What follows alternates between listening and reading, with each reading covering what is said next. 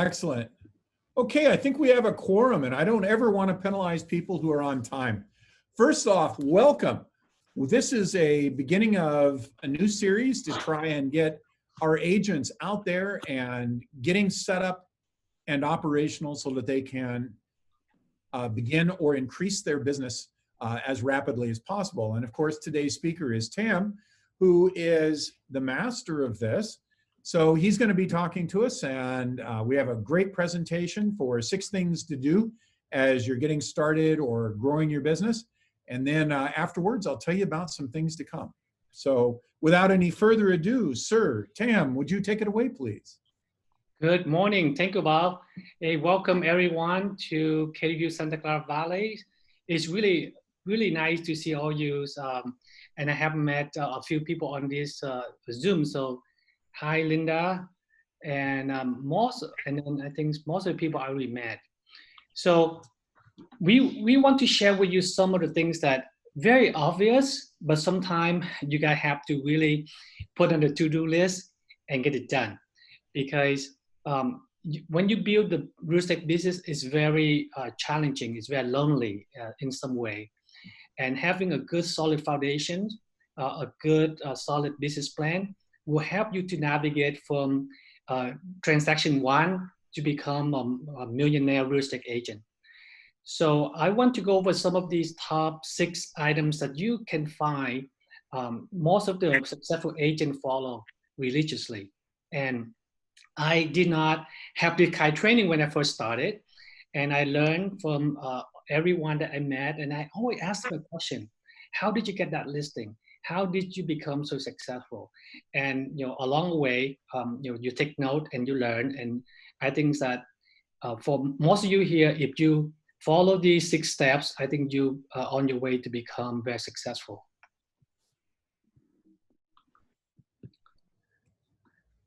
So I think I think you come. Sorry, there's a delay. Oh, okay. Okay. So the first things first, for those of you who new with the market center, with the office, it's very important for everybody to attend the new agent orientation. I think the staff and the office put together a very detailed orientation to share with you what you need to know about the office policy guidelines, the legal implications, the requirements, everything that every agent needs to know. Because what you don't want to get into later on is that I wish somebody told me, oh, you didn't tell me that, So the new orientation is a very good starting point for every new agent to get to know the office and the guidelines. Sorry, Tam, there we go. Okay. And of course, that would be the time for you to get to know the staff. Why it's so important for you to know the staff? Because sometimes you need Bob help, or you need Olivia or Stacy. You reconnect with them, you know what they can do for you, and you can text or call them. It's much easier than to go to the office, especially when things go back to normal. Traffic is really heavy, right? And KW have the command system. I know most of you already on the KW command, but if you have some challenging with getting on, talk to the staff. They have the resources to help you to get into the command and build your database, leverage the system so that you can generate lead to Facebook and Google. And of course, the best important thing is to track your production. Print arrival is an interesting one. I have some agent, came to the office over the weekend and say, I cannot print. Unfortunately, we don't have staff on the weekend to support you. So if you have a laptop, it's best to meet with the staff and get the printer set up on all the Wi-Fi. So when you need to show up on the weekend to meet up with your client, you don't have to call the staff and you have access to the printer. The good thing about our market centers, we give you access 24/7. Not every office do that. So if you live around the office and you need to come and see the staff, see the agents after the hours or on the weekend, it's good to have everything set up, because you don't want to struggle in front of your clients that I don't know how to get on the network, or I don't know how to print the contract. Presentation, sometimes you still need to do presentation. We have a few TV, LED on the wall. Also, this is a good time when you go to the office and have the staff to show you how to set up the presentation. So if you have to go over the CMA with your clients, you can project it on the TV.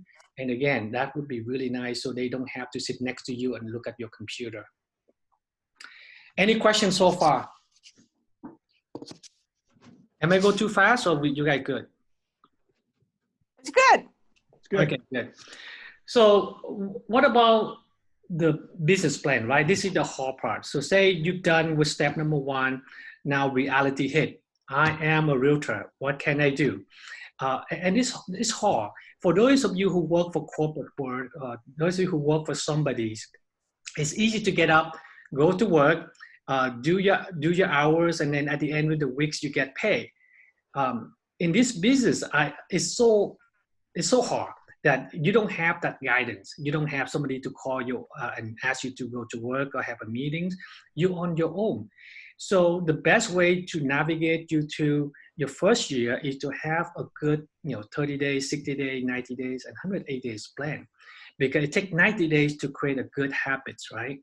So if you have a plan, and you don't have to be aggressive, but you have to put down some kind of plan for the next 30 days, what you want to achieve, the next 60 days, and so on and so forth. And then I know Bob and Stacy and Olivia, all the staff, and also Mark, we have Mark in the office, they can help you to sit down and build that plan for you.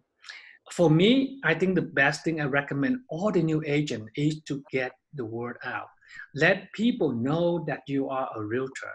You got your license. I think I like what Linda just said. Oh, I got the test day. My test day will be on January 17, whatever that is. Let people know that you're in the business. The worst thing I see most of the new agents do, they're very shy, and they become a secret agent. Nobody knows they're an agent until they realize that their friends or their worker just bought the house from somebody else. And they say, oh, how come you didn't call me? They said, I didn't know you're an agent. So this is the real story. It just happened last year when I asked one of my agents to join the Boy Scout. He attended the parents meeting and he wear the KW shirt and the KW hat. He wear that to the meetings, and one of the parents said, oh, you are the realtor. He said, yes, I am. Believe it or not. After 2 weeks of that meeting, he able to close 2 transactions for that client, and the total sale was $5 million. And from that point on, every time he get out of the house, he always wear a KW shirt. You let people know that you are a realtor. Of course, build your database. This is hard for a lot of you because we are not really organized, at least for myself. And to get the database organized is the first important step for you to go to all your contact lists. You just block, 2 hours, 3 hours, and go to the room and write down who you really know. And that could be your college friend, high school friend, neighbors, family members. And then after you've done that, I would go and put the classification next to it. And I do VIP, A, B, C, D, right? So I classify every contact to label what do I think where they are right now. So if I know that Linda is going to buy the house with me in the next 3 months, that would be my A client. And my B client, and you don't have a VIP yet because you don't have anybody purchase a house with you yet. But when you have some client that purchase the house with you, they will be your VIP client, right? So go to that classification so you know where to put them in each bucket. And then after you have that database, you need to have a plan. How would you able to move your D client to a C bucket? And your goal is to move them up to become your VIP. And that would help you to work on your 30, 60, 90-day plan. This is something I talked with the agent yesterday. The bigger problem for most of the agents getting into this business is that they do not run it as a business. They still think that they work for somebody, and it's really not. You're not working for Bob, you're not working for anyone, but you're working for yourself. And you need to treat it like a business and run it like a business. And if you don't, you will realize that it doesn't matter how many hours you put into this business. At the end of the day, if you don't close the deal, there's no commission. Any questions? The third thing that I recommend everybody, where to start, right? So you have, if you look at the whole San Jose, if you look at the whole county, we have so many properties and we have so many neighborhoods. It's hard for you to come out and say, I want to sell the whole entire Silicon Valley. It's somebody like Alan Wang or somebody that in the business for so long. I still look at his production and say, yeah, I can see Alan, most of his production focused in certain area. So if a top producer cannot spread his wing to the whole county, I think it's so important for the new agent to realize that you really need to focus on some neighborhoods and become the expert. And what I mean by become an expert is that you really need to understand that neighbors so well. You know their lifestyle, you know their school district ratings, and what really good about this neighbor. So then you can talk to your potential buyer why they should invest into this neighborhood. But most importantly, you as realtor, you need to know your numbers. Most of the agent, when I talk to, I say, hey, do you know what is the current inventory? And they're clueless. They don't know what are the trend, how many houses on the market, why people overbid. And the reason why it's so important, because you are, to the eyes of the buyer, you are the expert. They come to you because they believe you know something more than they do. They believe you can navigate them to the negotiation process of finding the right neighbor, finding the right homes. And if you don't have all this knowledge, it's really hard for you to provide the quality service that you're supposed to do. So I cannot say enough about knowing your neighbors, understand your area that you practice, and also later on when we talk about the top 10 malpractice that the agent can do, and that's one of it. So if Linda is focused in San Jose, and if Linda have a client want to buy the house in Sacramento, should Linda practice? Should she go there and sell? And most of the realtor in this business know that you shouldn't. You should refer that deal out because you don't know that neighbor. And when you take a buy to some unknown neighbor, you're not providing the service that they deserve. Any question before we move on? Okay, next slide, Bob. Okay, before we go on, let me make just a couple of comments in here as well, Tam, about what's going on here in the office. So part of the transaction one that we are putting together very much as a campaign to really change the way we bring new agents on and how we assure their success. Since we know that 2 years after the average agent joins, they're no longer in real estate at a rate of 70 some odd %. And one of the biggest problems is the panic and the problem that comes of getting to the first transaction and starting revenue flow. So most folks don't have 2 or 3 years of revenue that they can use to live on while they begin a career in real estate. So we need to move that along. So we're doing some things here at KWSCV that are specifically designed to create a buy and a sell transaction for each of our new licensed agents within the first 2 months that they're here. That's the goal. And to do that, we are setting up an ability to produce some of the leads inside the house so that we'll have some that our new folks can go out and actually work with. We have got mentors setting up with processes to bring the new agent on board, be able to mentor them with both mock documents and mock scenarios, as well as going through live buyer and live seller scenarios as well to get them through their first couple of transactions. We're doing cohorts. So starting in January, we're going to be dividing our folks as they come on board, if they're new agents or very inexperienced agents. And they're going to be paired up with 2 or 3 other agents in the same ballpark. And they're going to work as a cohort to help supply a sense of responsibility and accountability in the process of coming up to speed. So we have our broker of record, Mark, heavily involved with this. We have other competent agents that have a great deal of experience in our office working with this. And the idea is to get, and the whole thing about transaction 1 is to get to the first transaction. If we can get a new agent there, they have a very good chance of then being able to make contacts, talk to other people. They begin a live network on a real transaction. So I just wanted to let you know that these things are being pushed forward as rapidly as possible, and we're going to start them after the first of the year. So just heads up, I'm sure any agent can benefit from these types of processes that we're putting in place. Yeah, thanks, Bob. The first transactions in this business, you can imagine, is the hardest transactions. And you will never forget that transaction. I still remember vividly when I first get into the first transaction, Bob, I actually take that contract, purchase agreement, and walk around the office and asking 5 different agents, and I receive 5 different answers. It's frustrating.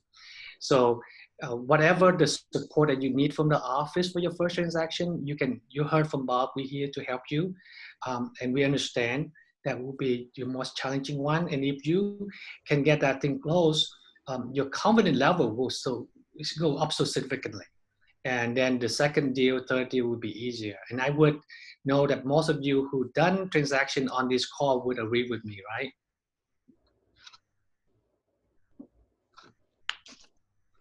First one has to be the toughest. Yes, yes. When I got my license last December, which was now almost exactly a year ago, I remember the very first thing that crossed my mind was panic. Because it was, how in the world am I going to go from 0 to transaction fast enough to create cash flow? Oh. And that's a daunting thing to do. And I'm old, I've got white hair, I've been through high tech a lot.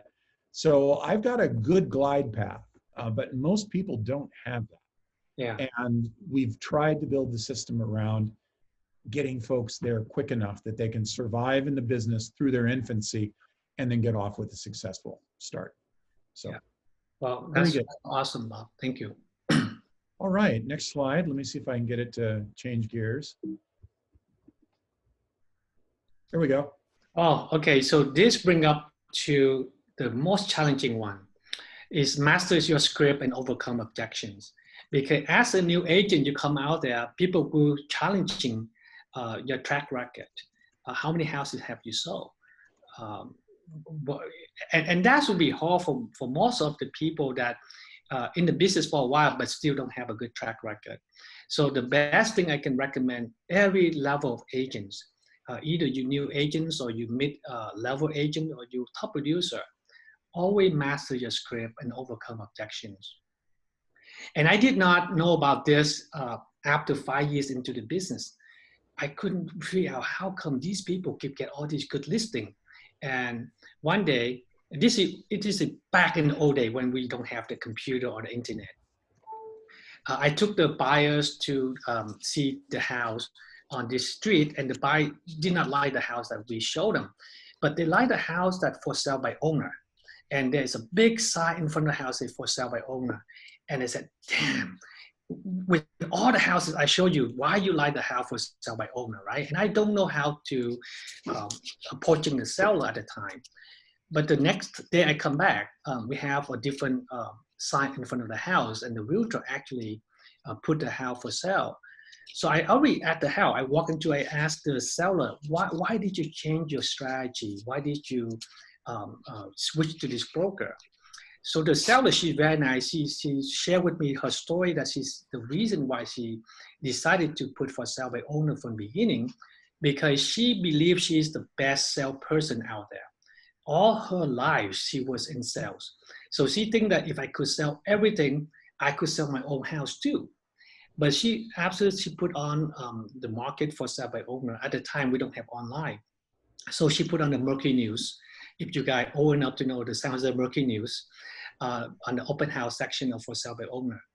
And she received a lot of calls from the realtors. So she interviewed a list of realtors that called her, and she said that this guy, the guy that she signed up, is just amazing. He overcame all her objection, and she was so impressed that she had to give this listing to him. So after I heard her story, I called the agent right away. I said, hey, Mark, can I see you? I need to learn how did you win this listing? And Mark was very nice. He said, come over to my house over the weekend. And I said, okay, no problem. So I show up at his house 7 o'clock on a Saturday morning to have breakfast with him and his business partner. And after breakfast, he actually showed me how he did it. And the two of them opened the Mercury newspaper, go to the open house and the for sale by owner section. And they actually call everyone and they're using the script.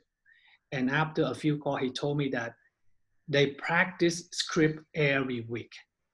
And that's the first time I learned about script. And I said, wow, he met his goal every year. And as good as they are, they practice script every week.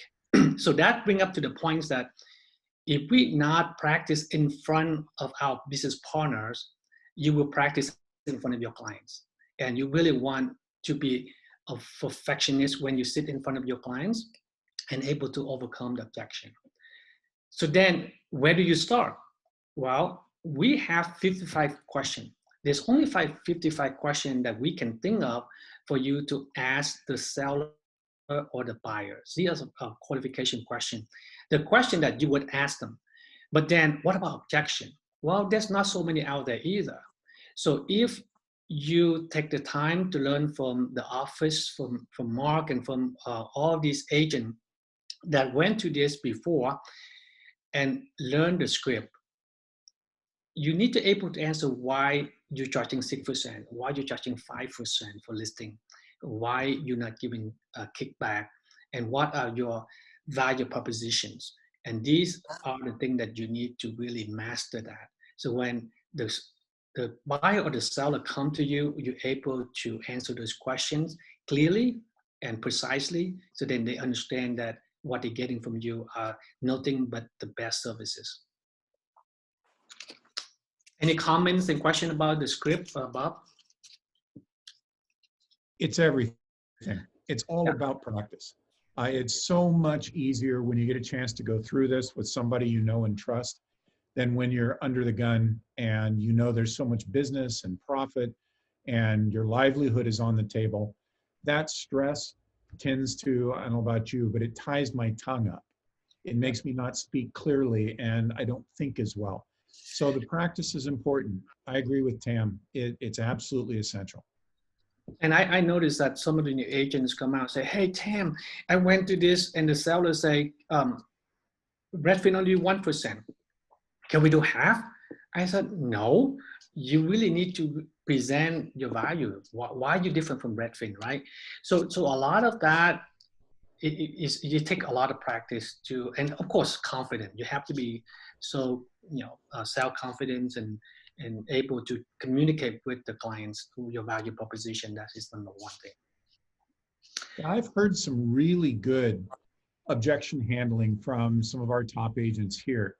I remember a vet coming up with one about her proposition and why she gets full commission. And it has to do with, these are the level of services. This is what's provided to you. You know, I take care of inspections. I take care of overseeing different repairs that have to be made, handymen, gardeners, plumbers, inspectors.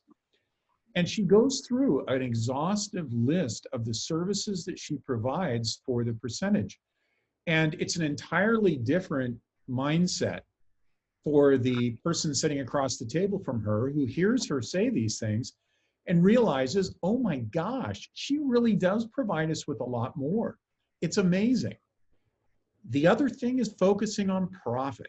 It's about profit. If somebody says, gee, Bob, I've got a discount broker that'll do it for 0.00064%. Why are you so expensive? And you smile back at them and you say, oh, okay, so if we discount the effort that goes into it, are you okay with a severely discounted selling price? Oh, wait a minute, that's their money. Now suddenly there's a discussion, a different understanding. So there's a lot of these as you talk to our experienced agents that you can just get all kinds of solid gold approaches, processes, ways to do the dialogue. It's really amazing. So I'd encourage you, talk to the top agents. They usually don't have a lot of time, but ask them, hey, I ran into this kind of objection or this objection when I'm thinking about it. I'm having trouble answering. What would you say? That can be a 3-second or 3-minute discussion, and you can probably get that little slice of perfection from them without impacting their time. So just a thought. Totally, Bob. And that's where I learned most of my skill set from asking the top producer. Every time I hear somebody get a listing, even today, I still ask, hey, Melissa, how did you get that listing? How did you find that buyer? And they have different strategies. It may not work for you, but at least you learn how did they earn that client so you can learn from it. Okay, so say you're done. I'm sorry? I had a quick question about the scripts. Yes. I've been doing script practice since the first digital bold with a group. And I have found that there's an overwhelming amount of scripts out there.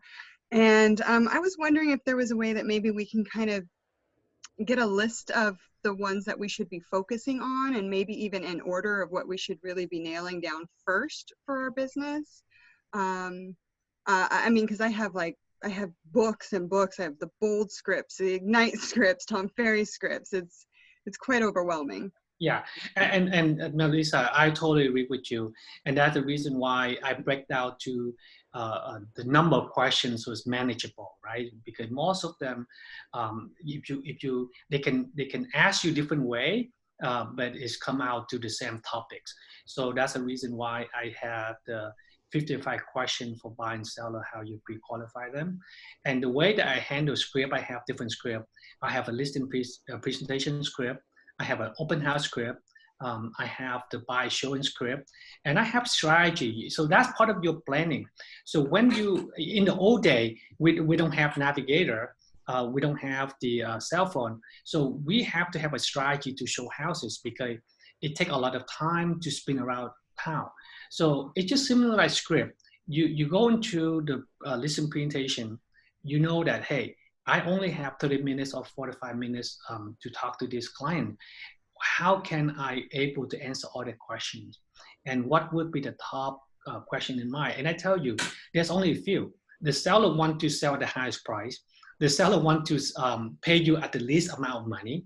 And the seller want top class service. So how can you connect all these dots and able to tell them that at the end of the day, if you don't hire me, you will not sell as high as that you would.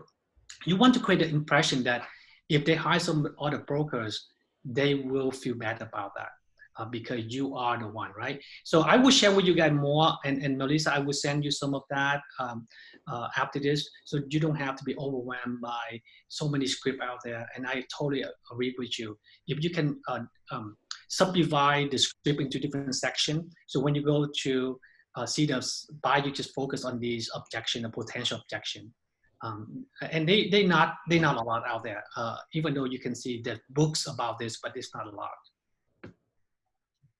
I'd like to make one other suggestion as well. Tam's great at the scripts, and there's so many. You're right. It's overwhelming. There's so many of them. But let me give you a methodology maybe to figure out which ones work for you. Mm-hmm. So with your friend or partner that you can practice scripts with, run the script with that partner and then get feedback, either a plus, a minus, or an in for neutral, and figure out which ones work for you and which ones feel natural and which ones are like, oh man, I could say the words, but this just isn't going to work. And I know in my recruiting, I run into the same problem, Melissa. I've got thousands of scripts of ways to approach various types of agents when we're trying to recruit them for the office. Some of them are really natural. I can put them in my own words. They sound natural. And some of them are just not me. I might as well be playing Clint Eastwood because the approach is unnatural. So why don't you want to list with me? I have the highest value. Well, do you feel lucky, seller? Do you? Do you feel lucky? You know, it's obviously that's an exaggeration, but there's such craziness around some of them that don't fit the personality. They may be great with others.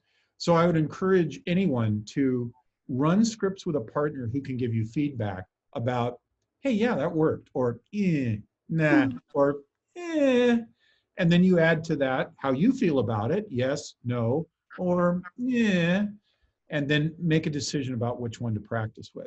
Yeah. That's another way to filter through them if you can't figure out which ones are best. And of course, thanks, Bob. It gets harder when you deal with a buyer or the seller that you have no prior connection. It's easier when you work with somebody that you know. So most of the script and the objection, you have to gain the trust first. Once you get that trust, it's easier, right? And find your TL. Your TL can help you with this. Correct. We have to do scripts constantly. We're constantly talking to people, and there's nobody in the office who is going to be more positive for you than the TL. They want to see you succeed. So run the scripts by them. Make a half-hour appointment and run them and get feedback about which ones are great. I think the TLs are huge help here because we kind of do this for a living. Correct. And you know that at the regional level, all the TL, all the leadership, they do have a weekly script practice. So we're not just saying that, but it's on the calendar. We have a weekly script practice.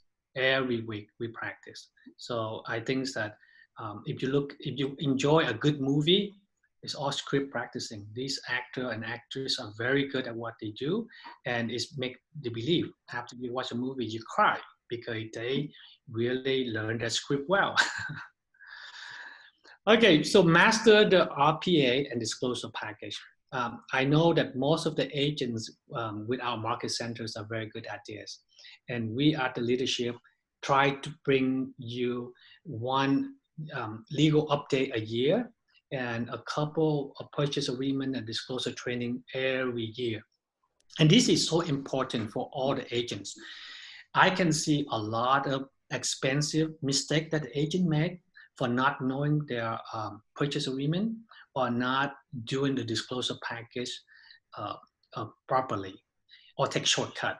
So I tell you, you work all so hard, everyone, to get to this point, and one bad transaction can cost you a lot of money. And if you make such a bad mistake, you could lose your license, or you have to go to hearing with the DRE. So the most important thing that you are with Keller Williams, we are known for training, and we have a lot of good training programs. Take your time to learn the purchase agreement, and especially be able to explain that to your clients without reading word by word in front of them. So, and how do you know that you master the purchase agreement? If you sit in front of Linda or Melissa or Bob, pretending they're your buyer, and if you just look at the section 1.5, just staring at it, you know exactly what that section talking about, and able to explain that section in plain English to your client. So I highly recommend every one of you read that purchase agreement until you really understand everything it says. And now the challenge for all of you is this purchase agreement updated every 6 months or every year. So we supposed to have a new purchase agreement come out in this December, but because of the COVID, they push out the new purchase agreement, and you will see it's completely different from what we have right now. And that rollout will be in June next year. So keep up with the latest and understand what you have to work with. A lot of new terms that they add in it without you knowing can cost you money. And I give you this one example. The last purchase agreement does not give the buyer the checkbox for appliances. So normally, when you go to see an open house, your buyer saw the new stainless refrigerator, the new washer dryer. They would make assumption that the seller moved out already. These items will belong to the house. Well, the old contract would give that assumption correct, but they move and they revise the contract that in order for the buyer to have those items, you have to check the boxes that the refrigerator, the stove, and the washer dryer will be part of the sale. The agent did not know that. They did not notice that the new contract have that section in there. They didn't check the box. After the deal closed, the seller took all the appliances out of the house. The agent come to me and say, why they did that? I said, let you look at the contract, and obviously they didn't check the box. So the buy agent have to buy those items for the buyers. And you can imagine that could cost $5,000 to $6,000. So know your contract because your buyer depending on you to protect their interest and help them guide them through this process. The contract is one of the item that you need to master, but more importantly is the disclosure. The legal disputes are tremendous. We have a lot of dispute during the market transition. So if you miss some of the items on the disclosure, or you did not point that out, or you did not take the time to review that, that may come back and haunt you. Just to let you know, we have outstanding, we have 3 legal disputes right now. And some of those cases that we closed 5 years ago, and we are in the dispute. So just to let you know that practice real estate, you need to be like a pilot. Every trip you land and you take up safely. If you fly for 1 million hours and you crash one time, that's it. You kill everybody, right? So the best advice for every one of you is that master your disclosure and master your purchase agreement. And I cannot tell you how important that is to avoid all legal dispute and save you a lot of money. Any comments on that, Bob? No, it's all about the law. You got to be very, very careful. Right. Talk to Mark. If there's any question, pick up the phone, talk to Mark, talk to Tam, the brokers who have the experience levels to keep us all out of trouble. And that's really, really important.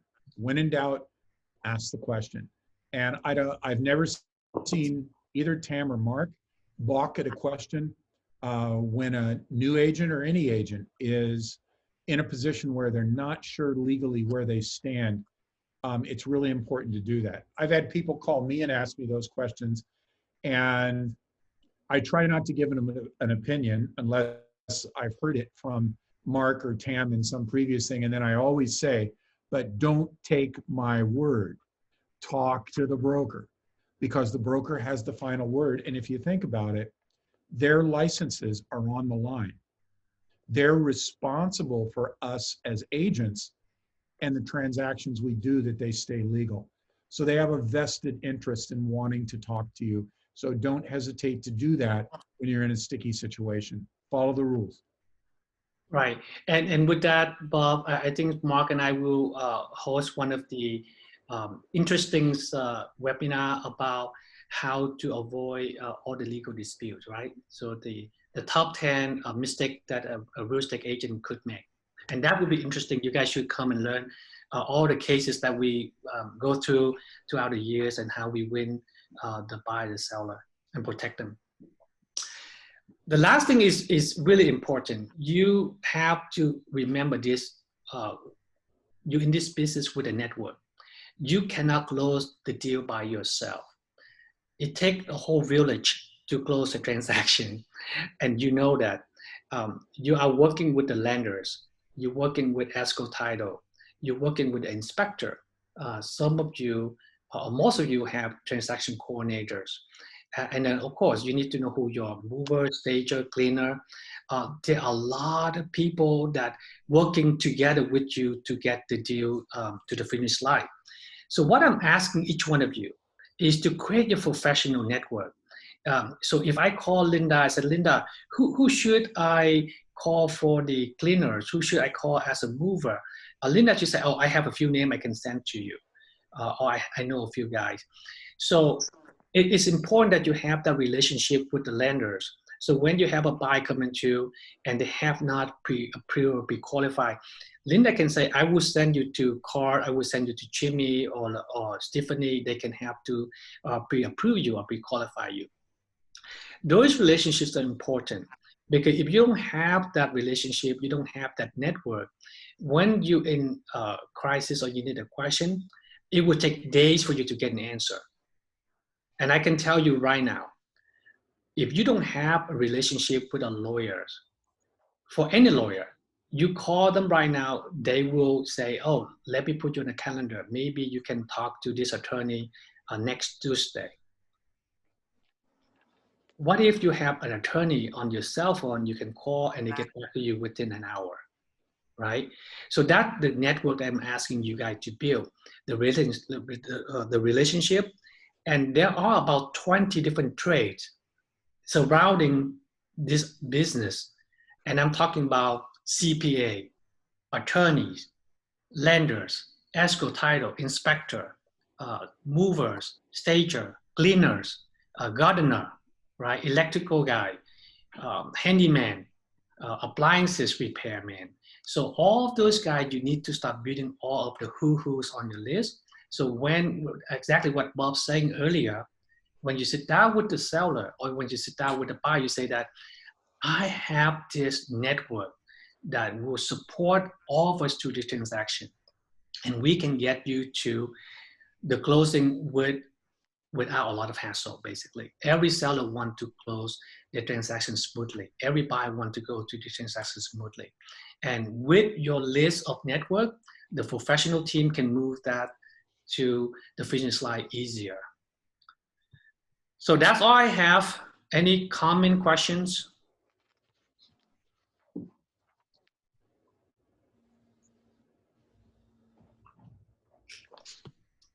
Oh, Tam, I'm driving, so it's hard to talk, but I thought I'd tell everybody a little bit about our experience. Tam's helped me a lot, and I have a lot of relationships. I was a court reporter. I know attorneys, but I've had some unfortunate agents that didn't act the best, and it was very complicated. Tam's seen that these are much more complicated than a regular transaction.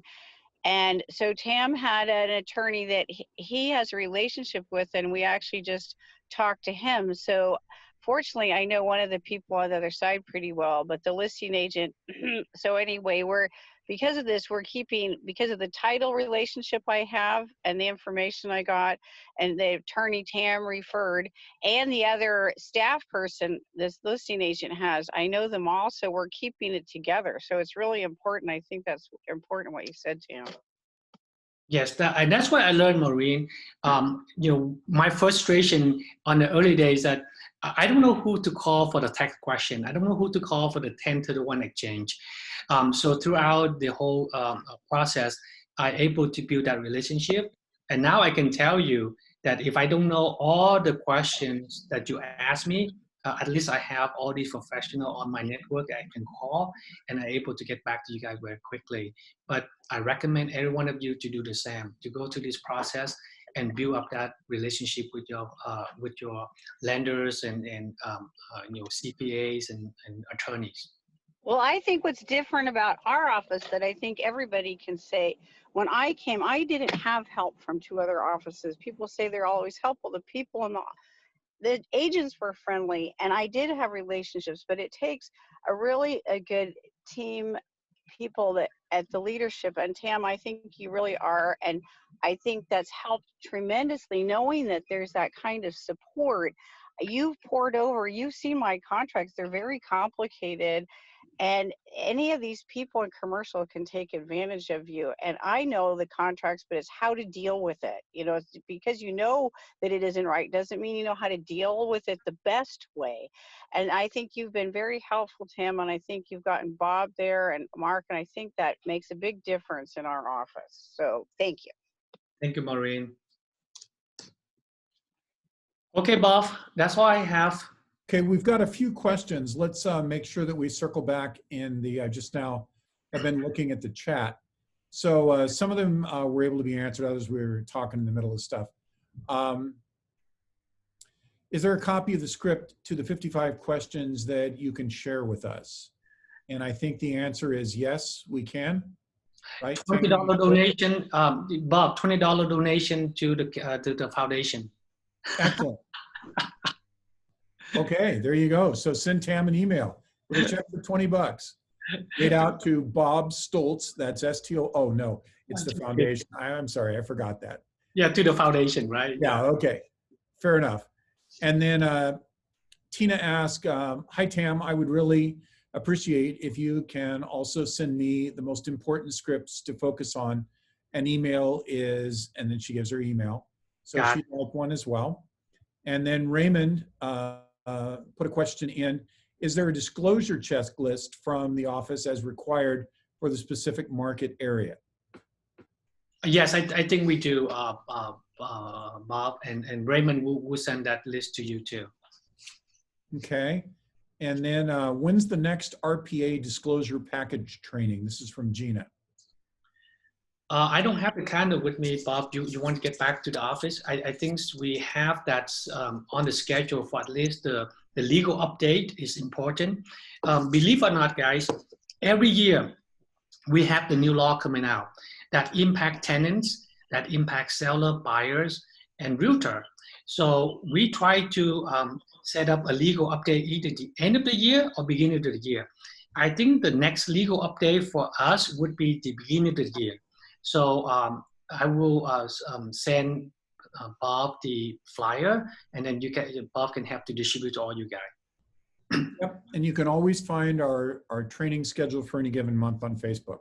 Right, and the next RPA disclosure, I don't have that calendar, Bob. Maybe you can get back to Gina on that one. Yep, I don't have that either, so. I have to warn you guys, the RPA and disclosure packet training is very boring. It's so dry. You need to have a lot of coffee, and you have to stay awake for that training. It's not fun stuff, but nevertheless, I think it's important that you master it. And the more you read about these things, the more you learn about, it will help you significantly. And that would be your biggest value proposition. When you sit down with a seller, say that, I can tell you that I will not get you into legal trouble because I know how to avoid them for you, right? Yep. Good. Another question, let's see. I will follow up with a recording of 55 questions. Okay, great. That's from Melissa. Got another one from Raymond. Great summary. Thank you, Tam. Can't wait for to go deeper in details. That's great. That's how to do it. Let's see, here's one. Do we have some previous recordings on the details of contract, the buyer exclusive, and listing contract and others? That's from Tina. I don't know we have. I would check back with the office, Tina, and get back with you. But as I warned you, these are very boring classes. It's best for you to attend with the group live so you can ask questions. Watching the recording is good reminder, but I think you will fall asleep too. Okay, I think that's all the questions. Is there anything that I've missed or any other questions any of you would like to ask before we end for the day? Going once? Going twice? Very good.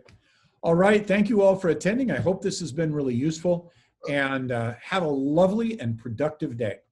Bye-bye. you very Thanks, much. Dan. Thank you so much. It was really good information. I even took notes. Thanks, Excellent. Linda. Okay, bye-bye. Bye-bye. Bye-bye, guys.